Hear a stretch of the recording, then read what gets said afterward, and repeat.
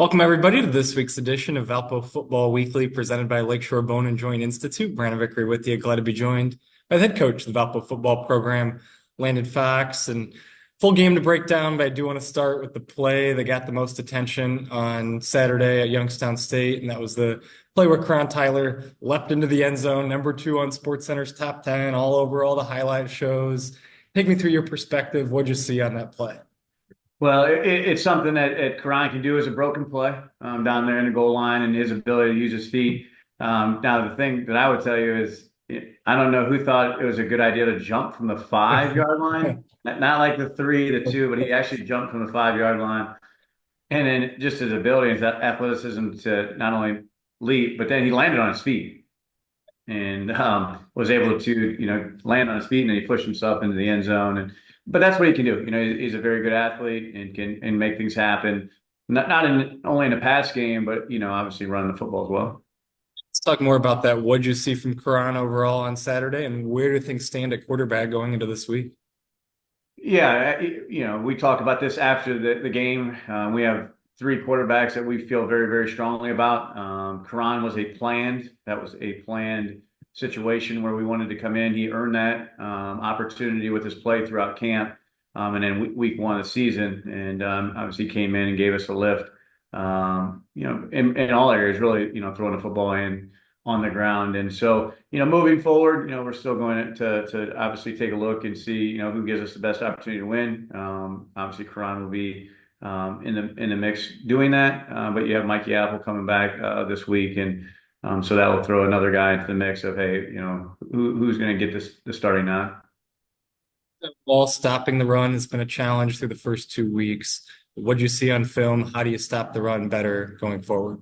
Yeah, very simple. Just assignment sound. We got to line people for success, and then we got to make sure that we're in the right position, the right gaps. First 2 weeks have been disappointing from a defensive perspective of understanding gap control. What you call your run fits, and so we got to do a much better job in that area. The guys need to be in the right position, and when they're in the right position, they got to make the play.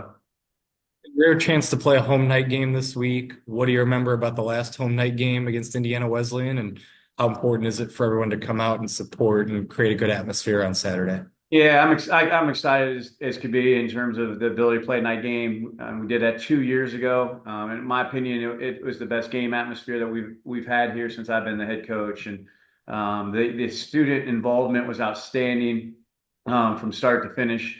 We kind of won it on a long field goal at the end, which probably helped for some of the excitement with the fans. But the students were incredible that night. Community support was good. Stands were full. It was loud. There's glow sticks in there, up in the stands. And I'm looking for the same atmosphere this week. I'm sure there's some excitement for that first home football game, and we'll do our very best to make sure we're putting on a good show. But Indiana Wesleyan, a team that has put up a couple of lopsided wins so far this season. What have you seen in terms of this year's version of the Wildcats? Very good football team. I mean, you want to talk about a team that plays extremely hard. You can see that that's their mentality. They play as hard as could be, really on in all three phases. Defensively, and sometimes you think, well, can you play hard offensively? It's about execution, but they play hard, and then they do it within the scheme. They have a system on offense and defense and the kicking game, but you really see it in offense and defense, and they execute the plan, and then they play extremely hard. Which allowed them to, they put a big score on a good St. Francis team that has had a really good program over the years. A few more keys from your perspective. What do you have to do better this week to get the results you'd like? I would say this: number one, we got to take another step offensively. It was good to see some progress on that side of the football, but we have to have the ability now. Okay, can we sustain that each and every week? 25 points, great. My opinion, we should be 31. You think 4 touchdowns, a quarter, and a field goal, that would be somewhere where you like to be. And so you have to do that. If we don't stop the run any better in terms of defensively, it's going to be a long evening for us. Now, what they do well too, though, is they throw the football. And so if you're trying to manage both, where you can't stop the run and they're throwing it really well, that's gonna we're gonna have a hard time. And then create some plays in the kicking game. We just been just kind of been there, and we need a little bit more out of those units, meaning, hey, a block kick, or a return, something that, that creates some momentum from the special teams perspective. There is the head coach of the Valpo football program, Landon Fox. Again, a 6:30 p.m. start time on Saturday night. Should be a great atmosphere for the first home game of the season. Ticket information available on valpoathletics.com/tickets.